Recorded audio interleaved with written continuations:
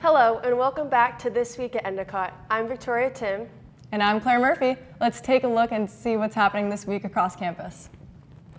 On Wednesday at 5 p.m. in the Courtyard Cafe, the Psychology Club welcomes you back with a fun-filled night of Jenga, coloring, and writing letters to the troops. At 5:30 p.m., come to support your fellow Gulls as women's and men's basketball teams take on Gordon and warm up that arm for the Chuck a Duck fundraiser, all taking place in the McDonald Gymnasium. On Thursday at 5 p.m., stop by the New York Film Academy Internship Information Session in the Rose Performance Hall. Come check out all the internship opportunities available to you. Also at 5 p.m., Game and Goals presents sports-themed game night in LSB room 347. Check your Blue Buzz email for more details. At 6 p.m., come cheer on men's volleyball as they go head-to-head against LaSalle in the McDonald Gymnasium at 6:30. Head over to the chapel where they will be hosting spiritual solutions to life's changes. At 8 p.m., grab your friends and eat some waffles in Locale where they'll be hosting a Stranger Things viewing party. At 9 p.m., it is 21 Plus night in Gullies. Want to get more involved in helping the community? Well, now's your chance. On Friday, starting at 9 a.m., there are many volunteer activities that you can take part in. Check your Blue Buzz email for more information on how to sign up. At 5 p.m. in the chapel, the Jewish community presents a Shabbat dinner featuring Constellation, our interfaith music ensemble. Head on over to the Bork Arena at 7 p.m. to support women's ice hockey as they take on Morrisville. At 8 p.m., CAB presents the Winter Olympics viewing party in Lower Callahan. Also at 8 p.m., Late Night Locale will be hosting a fun night of cards and candy. Bring your friends for a relaxing night of fun. Saturday holds many opportunities to cheer on your fellow athletes. Starting at 1 p.m., women's and men's basketball teams will be taking on Wentworth in the McDonald Gymnasium. At 3:30, head to the Bork Arena to cheer on the women's ice hockey as they go up against Morrisville State. At 7 p.m., men's ice hockey will be taking on UNE. Go Gulls! At 8 p.m., stop by Late Night Locale and try your hand at pottery night. Then, at 9 p.m., attend the Nest Fest semi-formal dance, sponsored by the Endicott baseball team. All proceeds will go towards funding their spring trip. Tickets are $10 and must be purchased in advance. You can buy them through the link in your Blue Buzz email. Celebrate the start of Endicott's Random Act of Kindness Week on Monday by hearing from the creator of the Free Hugs Project, Ken Wadicki Jr.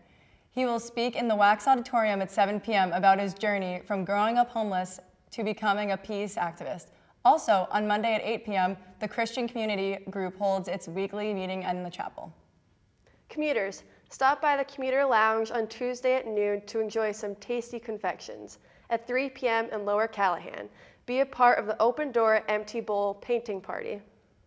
Don't miss a game trip to see the Bruins play on Tuesday. The $70 price includes a ticket and transportation.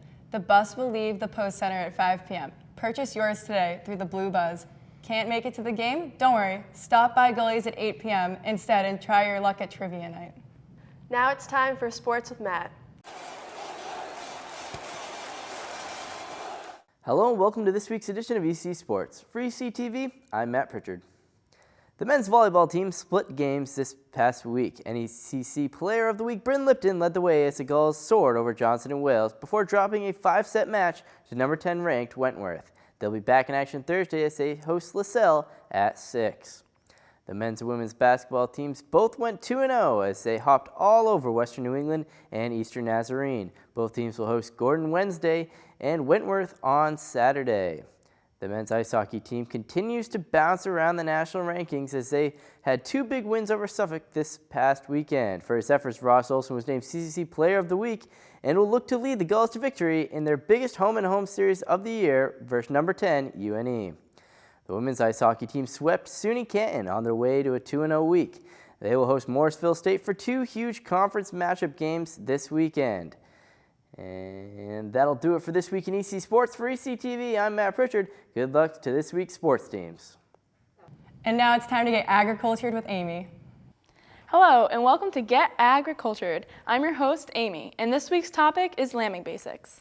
Depending on the breed of sheep, a ewe, which is a female sheep, comes of age around 5 to 12 months. A ewe will be in heat for 24 hours every 2 weeks. While the ram is in with the ewe, some farmers like to use a marking harness. A marking harness goes on the ram and has chalk that will rub off on the ewe while breeding. Other farmers don't like to use the marking harness because the chalk stains the wool and ruins it. Once the ewe is pregnant, she is pregnant for approximately 145 days, although some do go earlier and some do go later than the 145 days. Signs that the ewe is going into labor are an extremely swollen vulva, she will begin to scratch the ground, and she will keep getting up and down, or her water will break. Before she is in labor, you want to make sure you have a jug set up. A jug is a small space where the mama and lamb can bond and be separated from the rest of the flock. In this jug, the water bucket should be tied up so the lambs can't get into it and end up drowning. There should also be a heat lamp just to keep the lambs warm just in case it's extremely cold. Another thing you should make sure you have on hand is a lambing kit. In this kit is a stomach tube, iodine, scissors, full arm gloves, lube, lots of clean towels, and lamb blankets.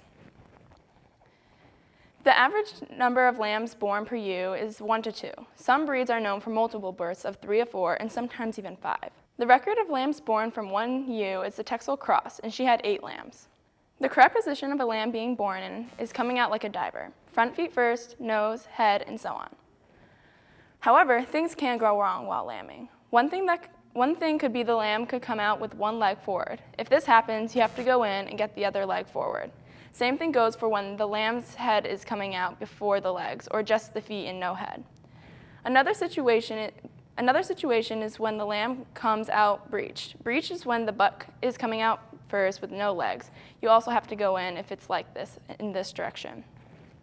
The lamb could also come out upside down. In this position, you have to go in, push it back in, and turn it around. Once the lamb or lambs are all dried off and walking around, you get some scissors and cut the umbilical cord to about 2 inches in length. You then dip the cord in iodine so it will dry up and close to prevent dirt and dust from getting in.